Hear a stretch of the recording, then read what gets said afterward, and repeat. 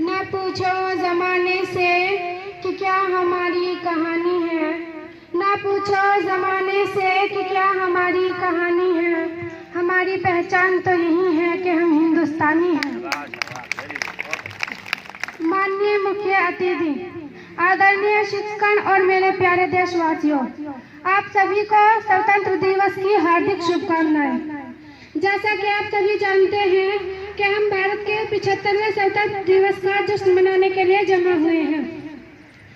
15 अगस्त 1947 को हमें अंग्रेजों के चंगुल से आज़ादी मिली थी।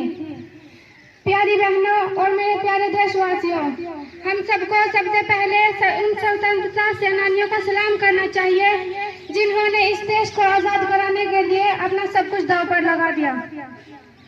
यह दिन हमें महात्मा गांधी, भगत सिंह, नेताजी सुभाष चंद्र बोस, APJ अब्दुल कलाम आजाद सहित सैकड़ों महान सेनानियों स्वतंत्रता सेनानियों की जान और बलिदान की याद दिलाता है। आओ झुककर सलाम करें उनको जिनके हिस्से में ये मकाम आता है। आओ झुककर सलाम करें उनको जिनके हिस्से में ये मकाम आता है।